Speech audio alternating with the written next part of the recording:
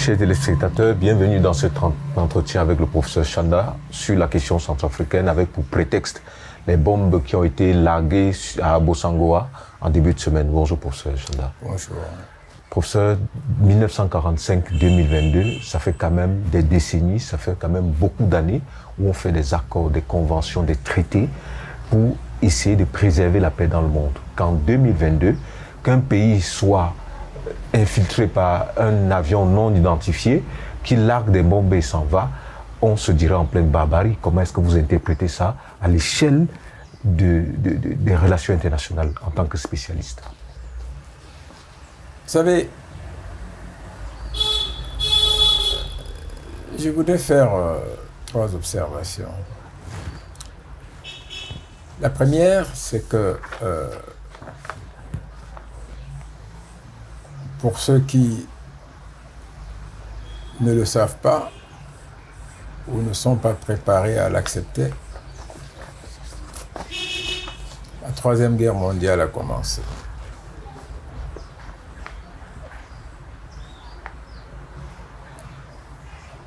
Et puis, le concept même de guerre mondiale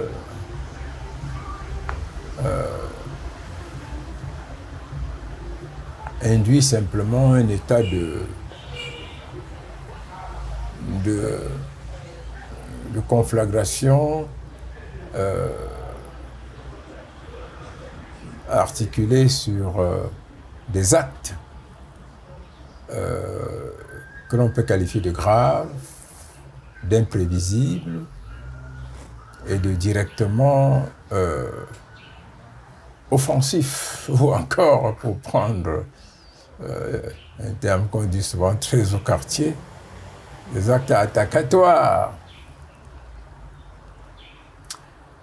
Et en relativisant, on pourrait dire qu'en réalité, nous sommes perpétuellement en guerre. Parce que c'est la guerre des intérêts, la guerre selon des positionnements, et ainsi de suite. La deuxième observation, c'est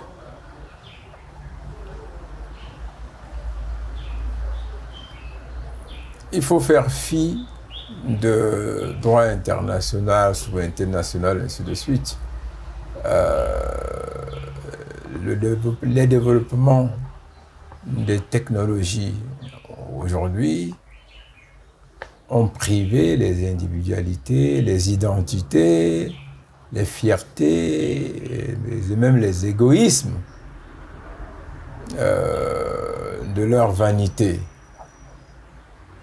Il n'y a pas, il n'y a plus, il n'y aura plus jamais de frontières personnalisées, de frontières infranchissables. Vous connaissez bien le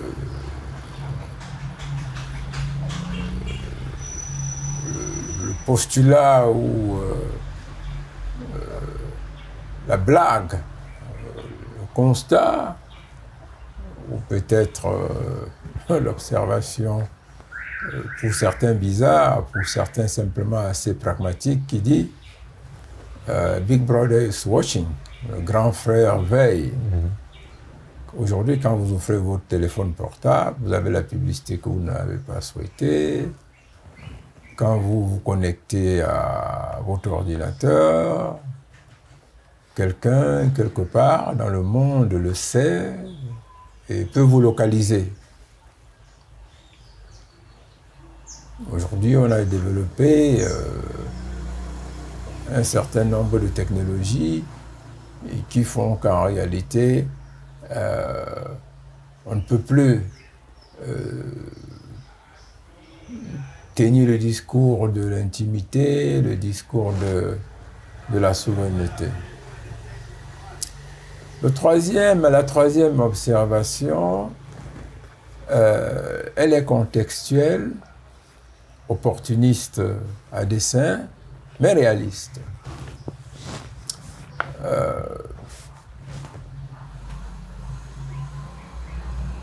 La Centrafrique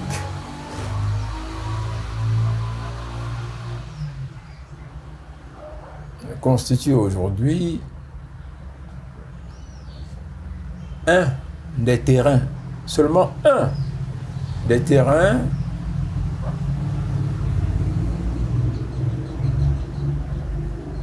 de démonstration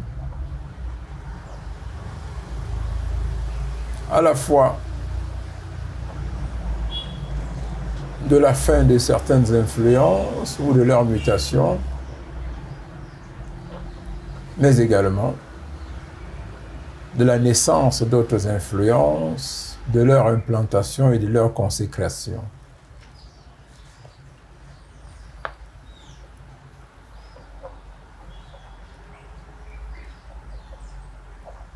Et au-delà de la Centrafrique, c'est toute la sous-région qui est dorénavant un enjeu important. Pas simplement dans la reconfiguration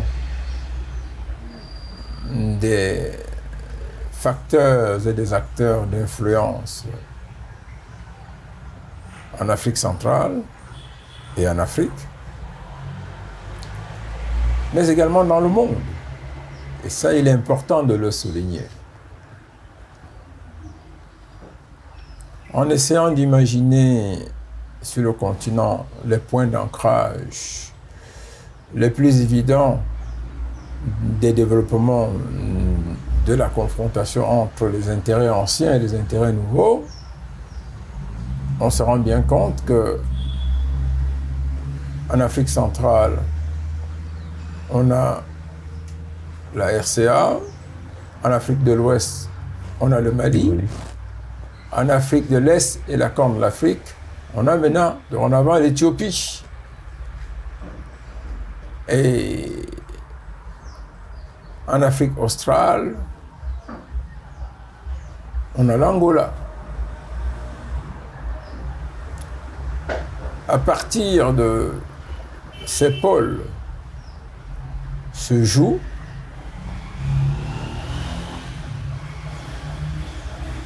la reconfiguration des nouveaux rapports de force, à la fois sur le plan continental et sur le plan mondial, parce qu'il y a un déplacement permanent des centres de gravité de la confrontation entre les grandes puissances ou entre les puissances tout court.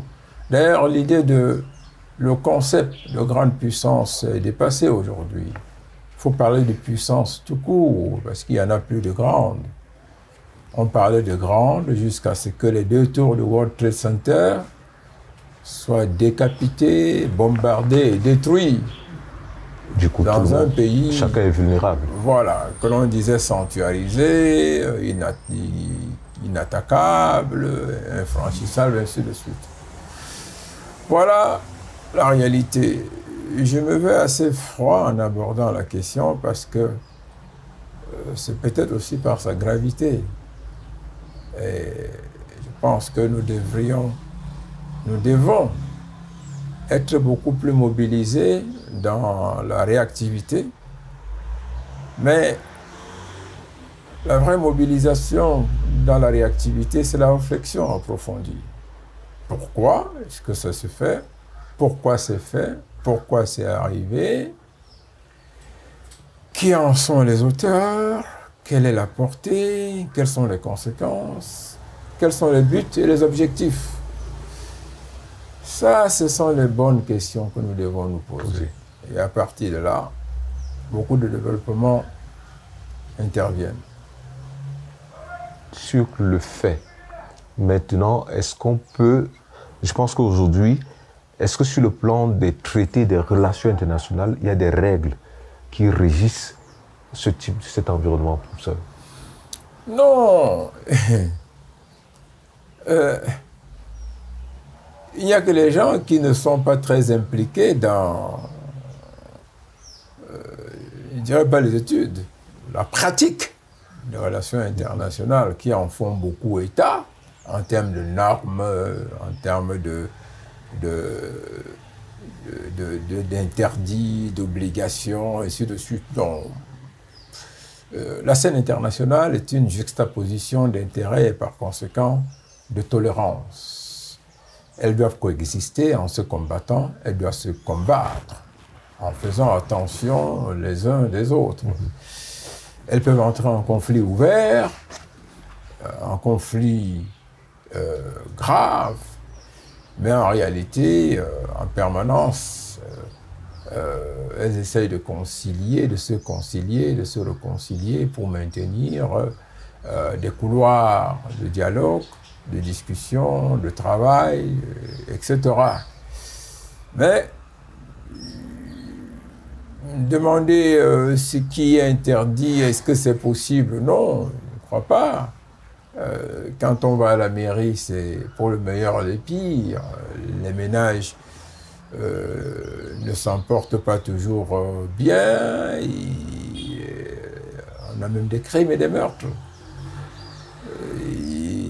Ce n'est pas pour n'avoir pas essayé. On essaye toujours. Et quand à un moment donné, l'accumulation des griefs et des contradictions débouchent sur des oppositions absolument inconciliables, eh bien, écoutez, soit on divorce, soit ça rentre dans des clashs qui aboutissent à beaucoup d'autres conséquences. Donc, je voudrais dire, il faut rester extrêmement prudent, mais réaliste. Quand j'invite à des bonnes questions, c'est parce que dans le cas de la Centrafrique, ce qui s'est passé est d'une gravité extrême, mais pas extraordinaire et impossible, ni original. Ça s'est déjà vu, ça se fait. Les États-Unis étaient intervenus au Panama pour enlever tout un chef d'État, pour aller le faire juger chez eux. On a vu un chef d'État arriver à Bangui, David Dacko, dans un avion français et être installé. On a vu beaucoup de choses comme ça. Il n'y a rien d'extraordinaire, mais simplement le timing et le message que ça renvoie sont extrêmement inquiétants. Comme je vous l'ai dit tantôt, le concept même de guerre mondiale induit une multiplication de centres de confrontation et même une exportation à partir de certains contextes nationaux vers des aires géographiques jusque-là tranquilles. Mais ce n'est jamais fortuit, si vous voulez. Pourquoi la Centrafrique? Eh bien, pour une raison très simple, c'est qu'aujourd'hui, on a là un pays qui catalyse la montée d'un certain nationalisme anti-occidental, anti-néocolonial, anti-impérialiste. En plus de recouvrer ce statut-là, c'est quand même un pays pilote dans la sous-région. Et de trois, c'est un pays en pleine transition institutionnelle. Je dirais même pas politique, mais institutionnelle. Parce que c'est un pays dont on n'a pas encore, à ce jour, façonné les contours d'un État fort, d'un État stable, d'un État viable. La société centrafricaine demeure globalement en quête de structures pérennes pour reprendre le cours de son développement. Quand il est bien reprendre, parce que ça a été un très grand pays avant. D'ailleurs, il n'y a pas de petit pays, ça demeure un très grand pays. Riche de sa population, riche d'une certaine diversité, riche de son sous-sol. C'est un pays qui a des cadres extrêmement brillants. C'est un pays que je connais très bien, mais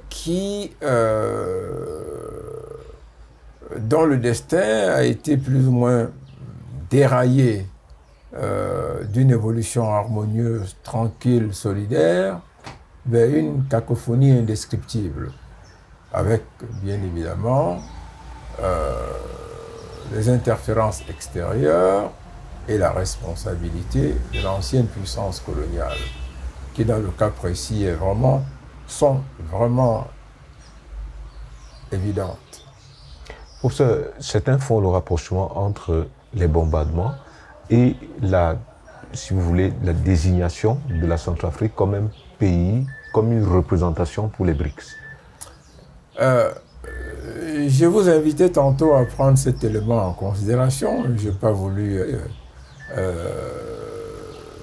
en parler avant que vous ne soyez intervenu dans ce sens-là, mais BRICS, mais non. C'est trop calé, c'est trop fracturé, c'est trop court quand vous parlez de BRICS.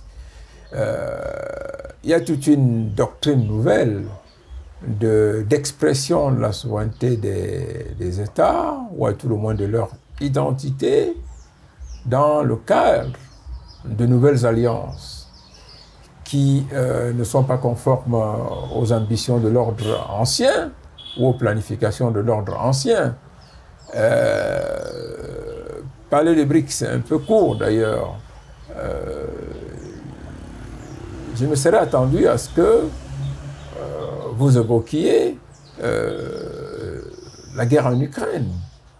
Et ce qui nous revient en réalité aujourd'hui, au-delà de la propagande et de la désinformation des médias occidentaux, ce qui nous revient comme les implications et géopolitiques et surtout ce que ça entraîne d'un point de vue géostratégique planétaire.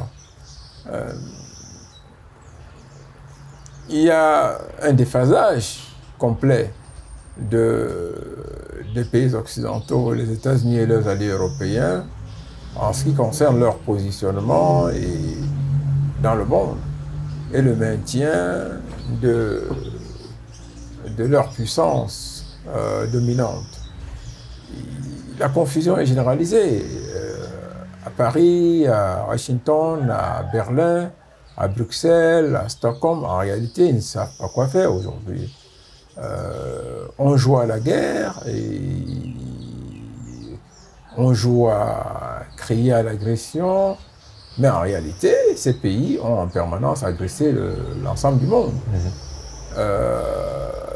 C'est que maintenant, c'est que dorénavant, avec l'avancement des technologies et la maîtrise des intelligences, y compris agressives, il n'est plus possible de situer l'influence d'un État de manière définitive dans n'importe quel contexte et dans n'importe quel pays aujourd'hui. Les votes à l'Assemblée générale des Nations Unies ont bien démontré que la diplomatie du canon d'il y a 40-50 ans, où avant j'ai conduit des délégations à l'étranger, j'ai été dans plusieurs conférences internationales, je peux vous dire tout de suite que les votes ne se passent pas comme ça. Avant certains votes, des équipes spéciales venant de pays très puissants convoquent même les délégués des pays du Sud pour leur donner des instructions. Ou ils sont appelés de leur propre pays pour dire « vous votez dans telle direction », alors qu'en réalité, la logique du groupe, pour reprendre des terminologies, lorsque ça a été 77, non aligné, tiers-monde, tout ce que vous voulez, il y a des positions communes qui sont développées dans des réunions restreintes. On dit nous, pays de l'Union africaine, on votera dans tel sens parce qu'on tient sur telle question, sur telle autre. La question Palestine-Israël, la question du Vietnam, la question du climat. Mais vous avez de temps en temps un délégué qui vient vous dire, ou un chef de délégation qui vous dit vraiment, j'ai très mal dormi parce que j'étais appelé par mon ministre des Affaires étrangères qui m'a donné des instructions contraires à ce que nous avions arrangé, ou qui vous dira j'ai été pratiquement agressé par l'ambassadeur ou le délégué d'un grand pays occidental, qui n'a même pas manqué de me dire faites attention, on sait où sont vos enfants aux États-Unis, à ce point. Oui, en France ou en Belgique, vous avez tout ça. Alors, pour recadrer les choses, ce n'est pas simplement des BRICS qu'il s'agit, si vous voulez. Il y a une exportation des implications des rapports de force sur le terrain, à la fois diplomatique et militaire, en Ukraine, que l'on veut aujourd'hui recentrer en Afrique, dans des zones où il y a une compétition ouverte entre les puissances, qui symbolise et magnifie à la fois le recul de l'ordre ancien et l'émergence d'un ordre nouveau. Je trouve que c'est quand même assez courageux, mais à la fois risqué pour un pays comme la Centrafrique. Mais après, je me dis, c'est quand même un mathématicien qui est à la tête du pays. Hein. Il sait faire 1 plus 2, telle équation et telle autre. Hein. Et on a quoi à la fin? Donc, Touadéra a pris les choses de manière très différente dans le contexte d'un chantage de l'ancienne puissance coloniale, en disant, moi j'ai fait ci, si vous faites ça, je vais ici, si vous ne faites pas ceci. Et j'avoue que ça s'est fait dans un environnement pratiquement hostile, où il demeure, lui, dépendant de ses pairs de la sous-région. Mais il a réussi à transcender une situation de dépendance et de faiblesse pour se positionner comme un pôle à la fois d'émergence, d'action et de cristallisation des rapports d'influence. Pour ça, on peut appeler ça même leader, dans la mesure où il y a quelques velléités de changement, même dans les autres pays, qui veulent passer à un ordre nouveau. Oui, sauf que il ne faut pas oublier que tout ceci intervient dans un autre contexte. Vous savez, il y a une relation dialectique profonde entre ce qui est national et ce qui est international.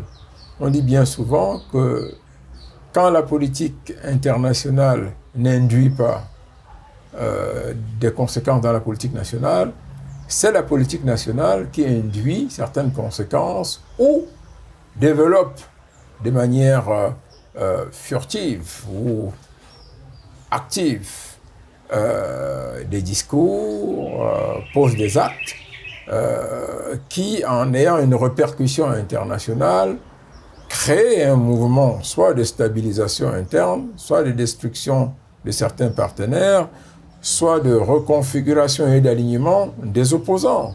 Voilà la réalité. Et la Centrafrique est aujourd'hui un terrain d'expertise, d'observation, d'entraînement et de consécration de ce postulat-là. D'abord, pour plusieurs raisons. Touadéra est en fin de mandat, pratiquement. Il a fait 2 mandats. Il est en quête de revision de la Constitution pour changer les termes de référence de la mandature. On soupçonne qu'il veut se représenter. Pourquoi il voudrait se représenter? Est-ce que c'est sa volonté à lui tout seul? Est-ce que ce n'est pas la conséquence d'une série de résolutions à l'intérieur de cadres d'influence et d'alliances précis?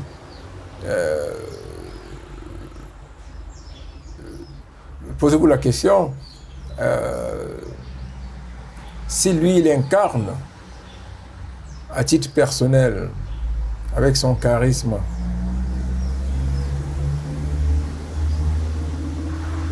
l'idéologie et la doctrine centrale de la modification des termes de référence des alliances internationales à Centrafrique et partant, peut-être, de tout l'espace francophone, son départ immédiat dans une élection quelconque ou, en l'absence d'une élection, ne pourrait-il pas sonner le glas de la dynamique? De la dynamique. Qui sont ses opposants? Anissé Georges de Guélé, dont on connaît qui sont les soutiens, dont on connaît le penchant et même en réalité le discours très pro-occidental. Vous avez Ziguélé Martin, un vieux de la vieille. Il y a mon excellent ami Tiangai Nicolas, ancien bâtonnier, ancien président de la Ligue centrafricaine des droits de l'homme, qui a sans doute le carnet d'adresses le plus riche du pays, sur le plan de la connectivité internationale et diplomatique. Et puis, on a Ange, Faustin Touadéra, qui est nouveau, ça il faut le dire. Il est nouveau en politique, il est même nouveau dans la scène des interférences et des influences diplomatiques. Il arrive en réalité. Mais ce qui est certain, c'est que sa mécanique, qui est très mathématique, et là on peut le voir, le conduit à une cassure systématique avec l'ancienne puissance coloniale et l'implication dans une alliance qui aujourd'hui n'est pas qu'une alliance avec la Russie. Je pense qu'il ne faut pas se tromper. Vous avez sur le continent la mise en place progressive d'un nouveau courant réformateur sur le plan de l'idéologie panafricaniste. On le retrouve au Rwanda, en dépit des vicissitudes impérialistes de ce pays, qui là encore sont limitées. Il y a le Rwanda de la sous-région, des Grands Lacs, il y a le Rwanda continental, qui est important, et le Rwanda continental, lui, il est panafricaniste, ultra panafricaniste d'ailleurs. Comme on peut le voir dans toutes les zones de conflit où les nationalismes africains sont en danger. Et il y a le Rwanda, pilote d'une guerre entre les superpuissances que l'on voit d'une manière ou d'une autre. Et puis vous avez l'Angola, qui est un pays construit dans l'une des dernières et des plus dures luttes de libération nationale en Afrique, qui très difficilement peut se départir d'un discours nationaliste et panafricaniste. Vous avez l'Éthiopie,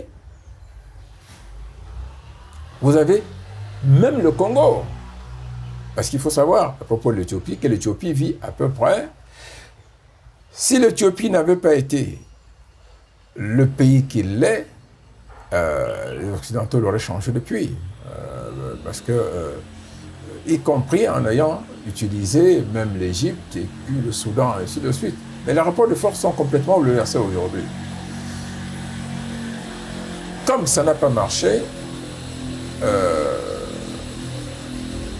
on a une situation complètement nouvelle. Vous avez la Somalie et le Kenya, qui en réalité ne sont pas dans le giron occidental, contrairement à ce qu'on pourrait penser. C'est de vieux pays nationalistes qui aujourd'hui vont puiser dans les archives de l'histoire, les vestiges, pour reconfigurer leurs institutions qui ne peuvent en réalité qu'être panafricanistes. Vous avez toute l'Afrique de l'Est, qui en réalité n'a jamais été un terrain favorable pour l'Occident. quand on dit Afrique de l'Est, le Kenya y est, mais c'est davantage pour inclure l'Ouganda et la Tanzanie. Leur histoire, même si à travers Idi Amin Dada, on peut parler de bouffonnerie, non, ça n'a pas été. Ça a été l'expression à son niveau d'intelligence, de culture et de formation politique, la réaction d'un nègre, d'un Africain en quête de fierté, de dignité et de vengeance pour les affres de la colonisation, du néocolonialisme et de l'impérialisme. Vous revenez donc ensuite en Afrique centrale et vous plantez le décor. Le Tchad. Il nous intéresse de savoir quel est le rôle que joue le Tchad. Voilà, c'est un otage à l'heure actuelle en réalité de la France, parce que le petit est en poste avec et grâce à la volonté de la France. Et c'est un pays qui a joué les gendarmes pendant longtemps, mais c'était davantage lié et structuré sur la personnalité d'Idriss Déby, dont on a sauvé le pouvoir pour mieux l'armer comme gendarme sur le reste du continent pour combattre, pas les terroristes au sens large, mais des groupes armés incontrôlables et dissidentes qui menaçaient les intérêts des grandes puissances.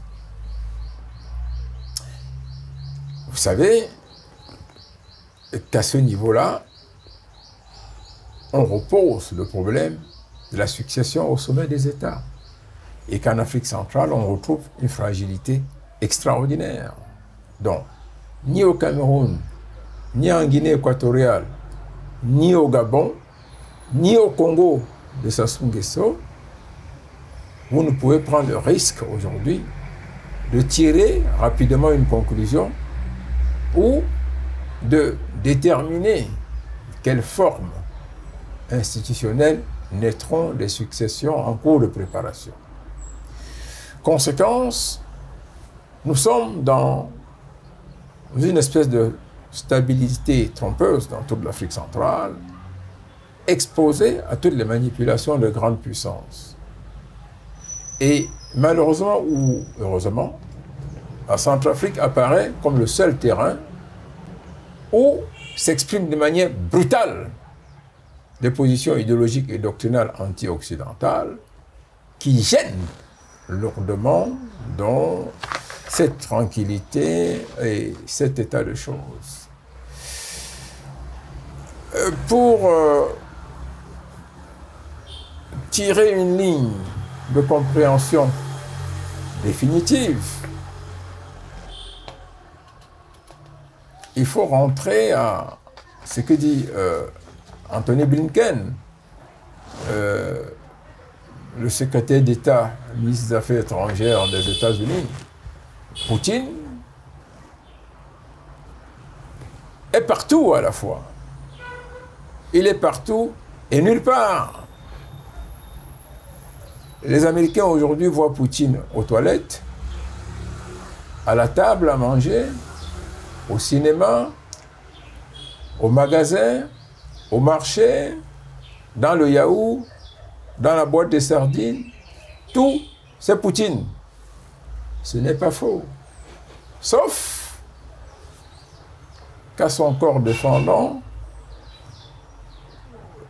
j'allais dire le pauvre président russe. Ben, on ne dit pas ça d'un grand maître des arts martiaux.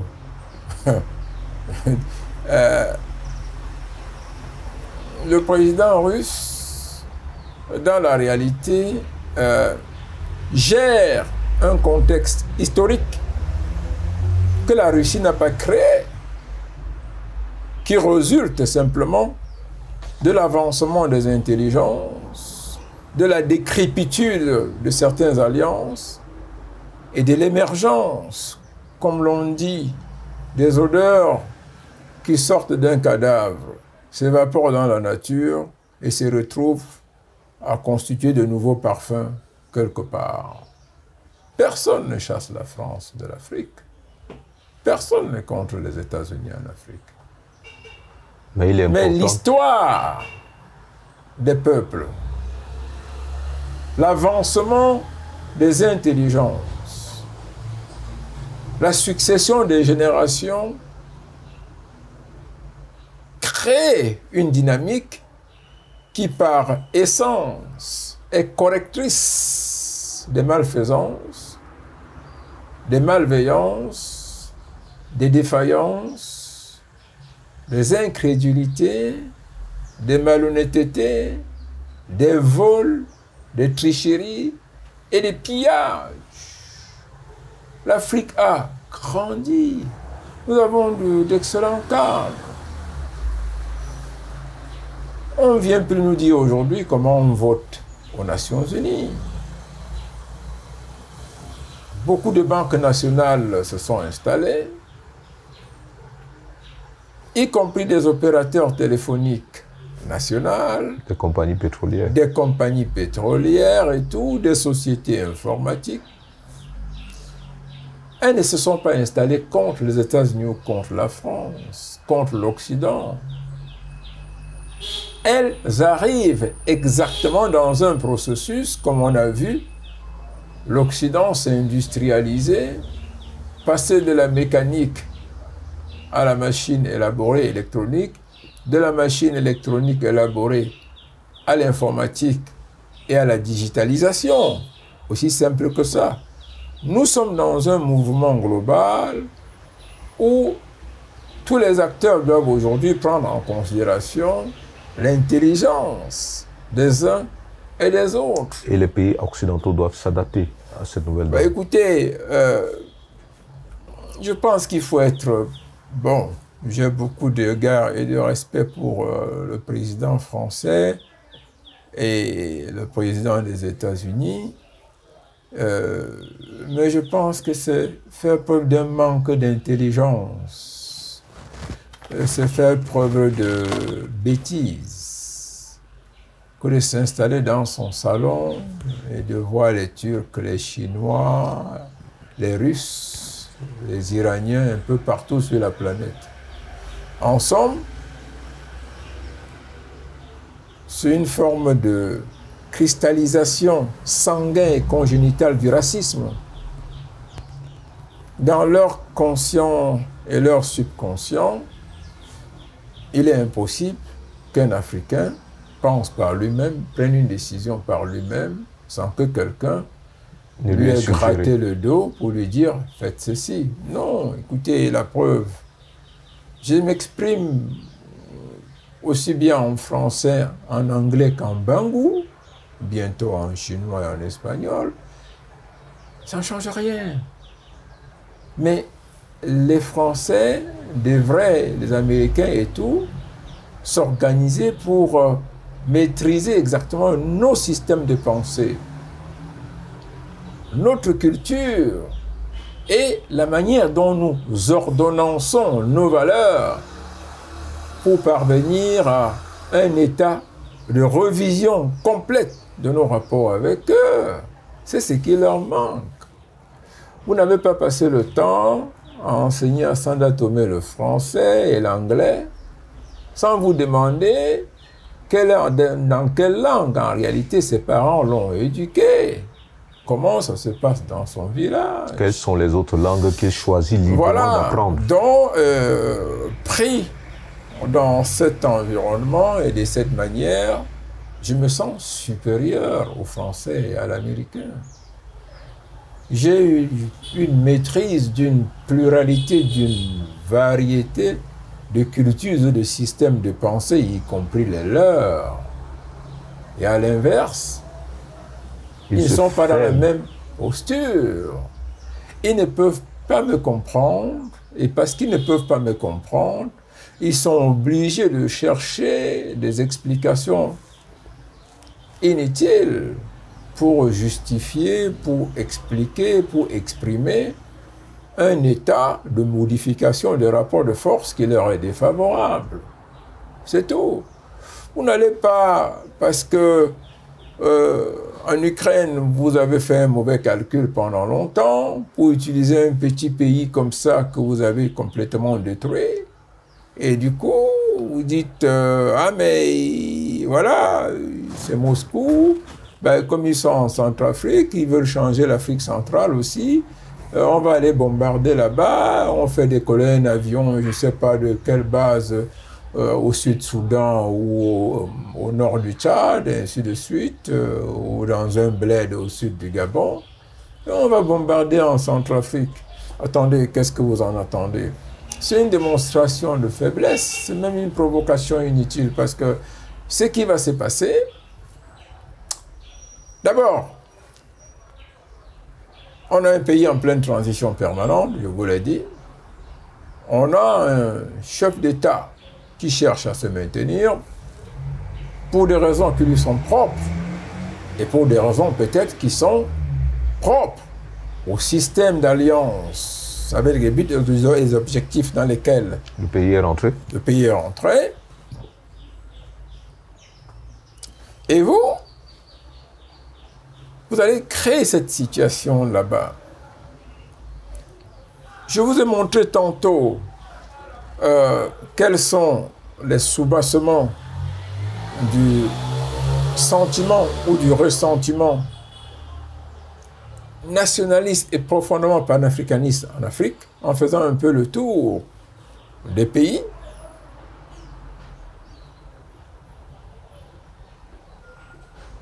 Mais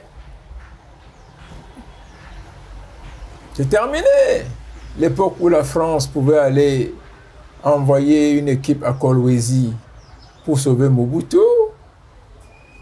y aller et rentrer tranquillement sans aucune perte de soldats, c'est fini ça.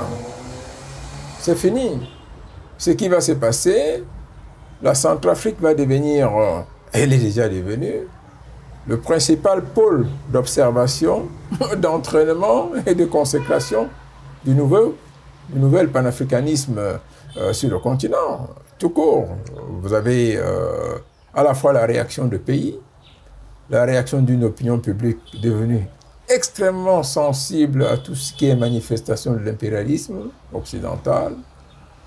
Et du coup, on va oublier que même il y avait un problème de modification de la Constitution.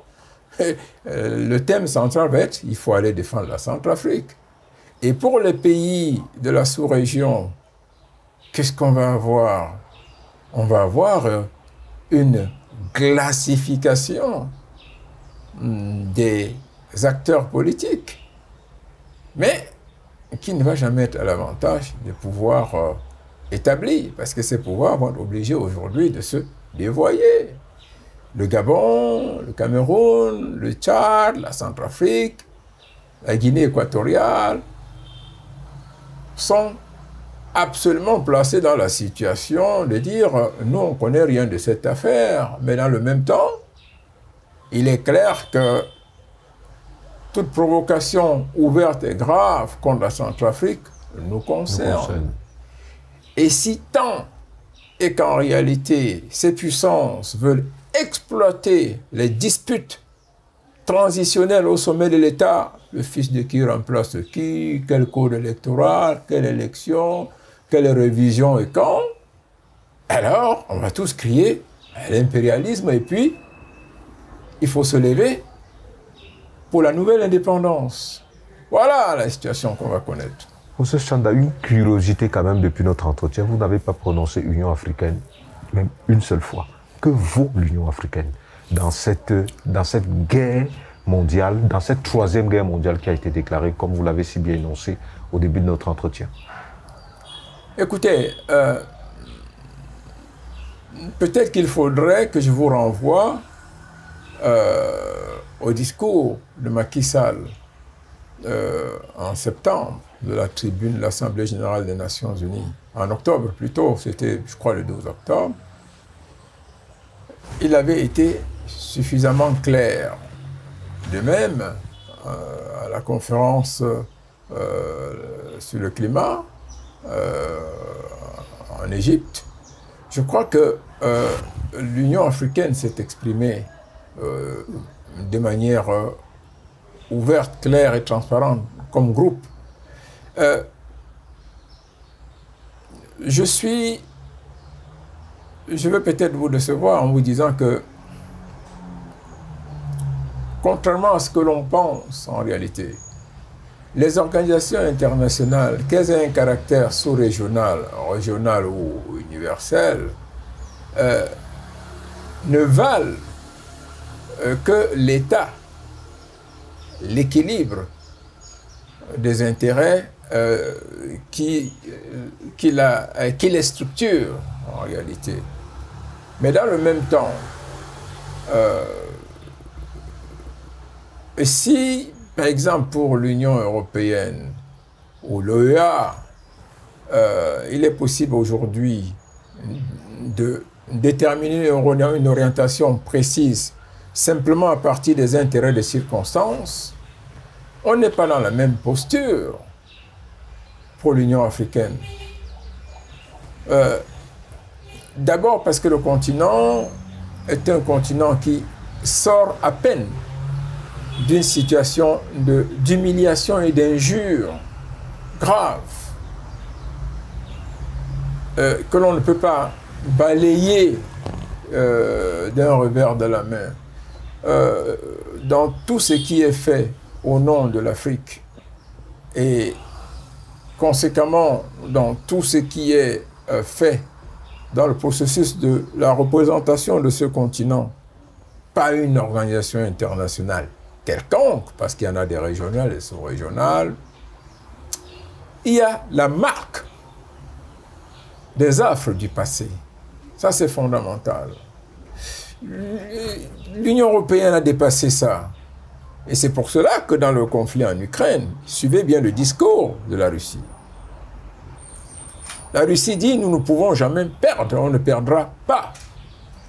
Parce que nous nous battons contre le nazisme.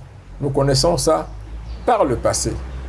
C'est la pire des choses. On donnera tout notre sang, tout notre peuple pour gagner cette guerre. Parce que nous avons été provoqués par des gens qui méticuleusement, sournoisement et méthodiquement ont cherché à nous détruire et continuent de chercher à nous détruire.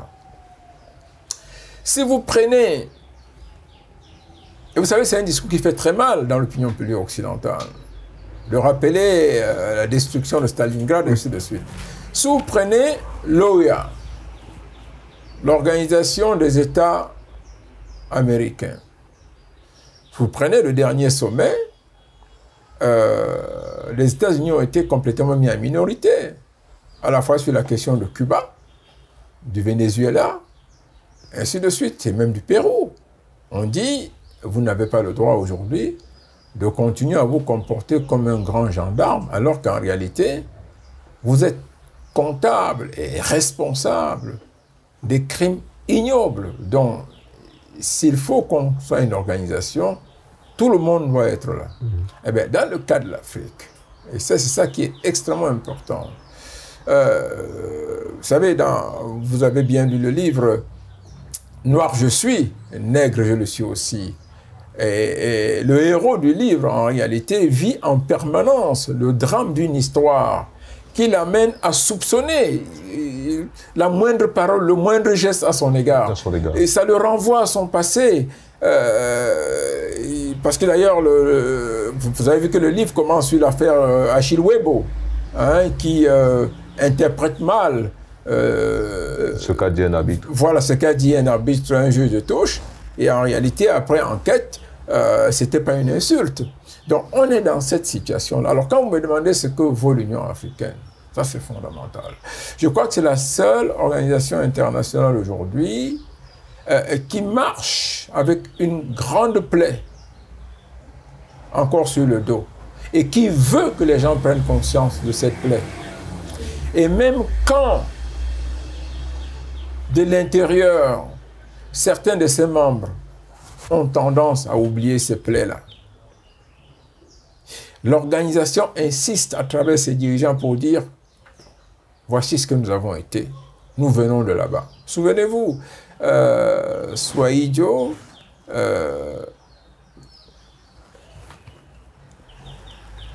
une des lignes directrices de la politique étrangère du Cameroun, et elle est d'ailleurs demeurée, c'était l'odieux système d'apartheid.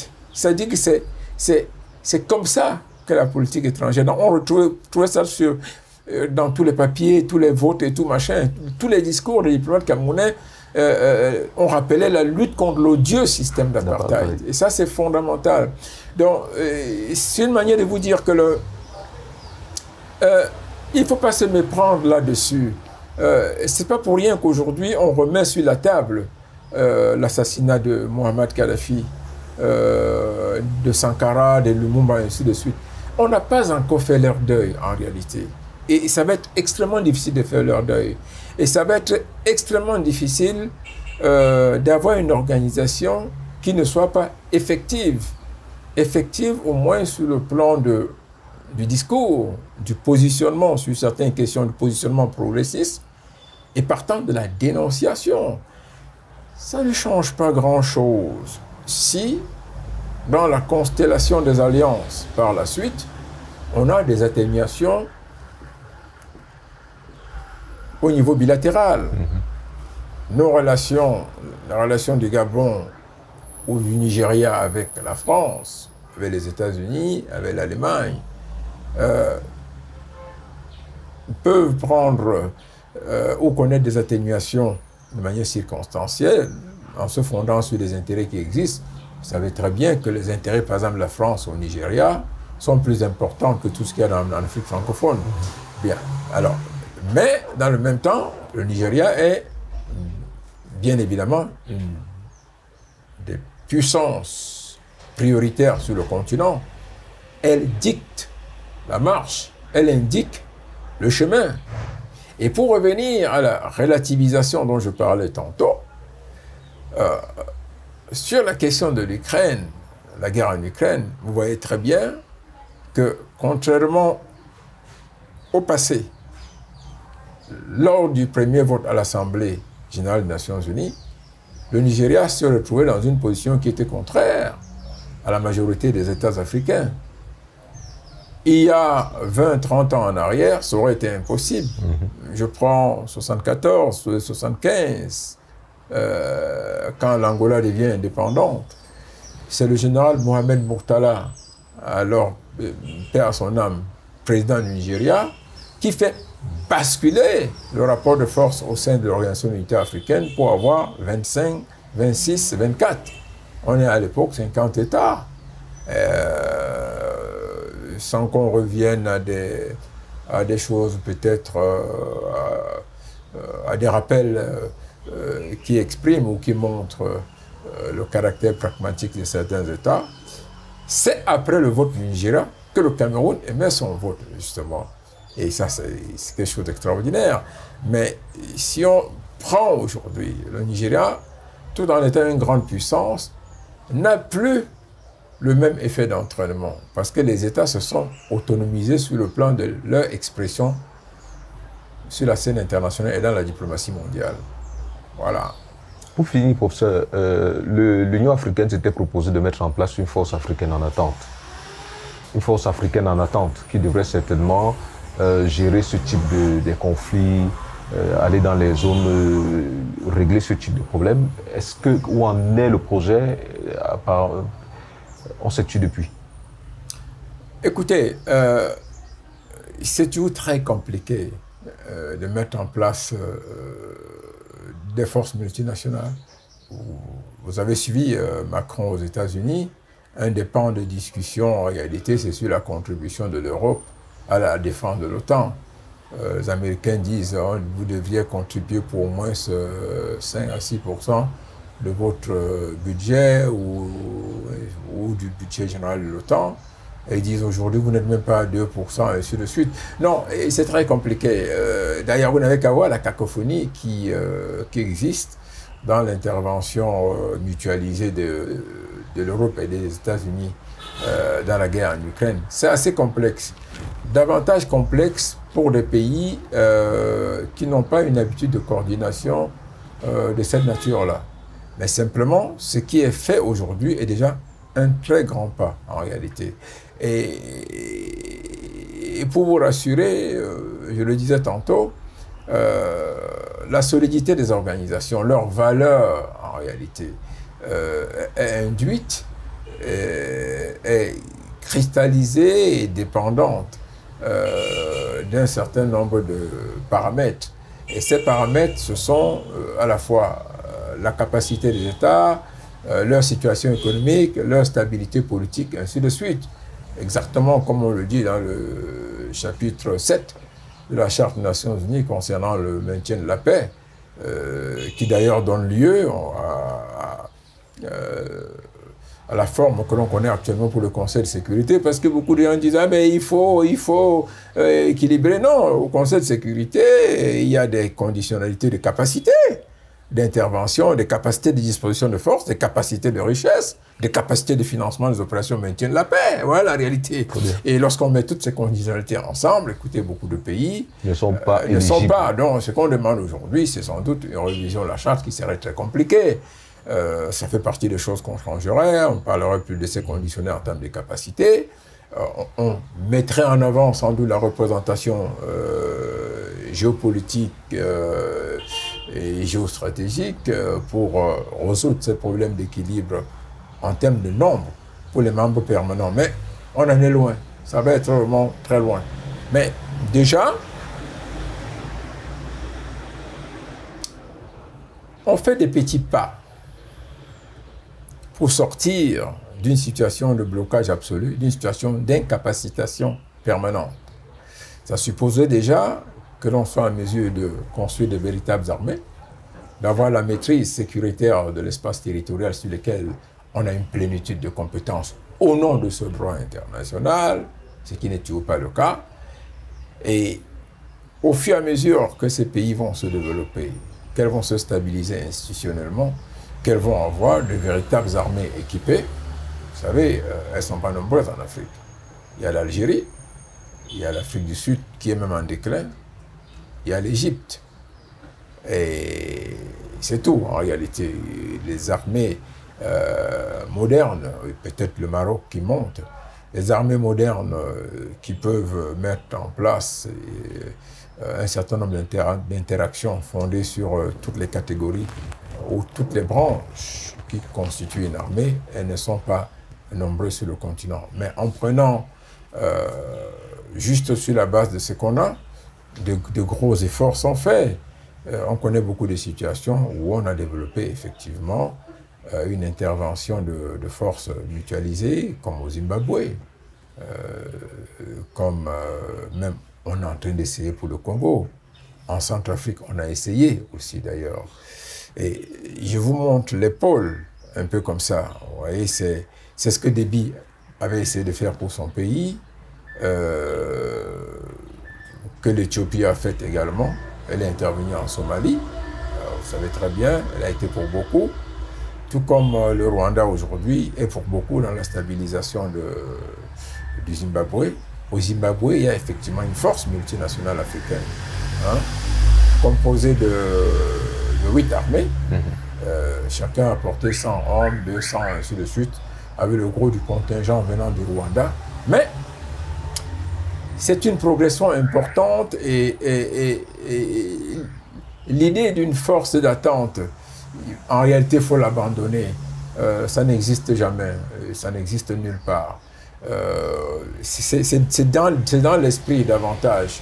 Même dans le contexte de l'OTAN, il n'y a pas de force d'attente. La guerre en Ukraine l'a très bien démontré. On mobilise les armées pour fournir les unités en temps de crise. Mais une force d'attente coûte extrêmement cher et est assez complexe en ce qui concerne la coordination des stratégies et des objectifs. Chers téléspectateurs de Africa TV, l'Afrique se construira avec ses petits pas. Merci, professeur Chanda. Je vous en prie. À très bientôt sur Africa TV.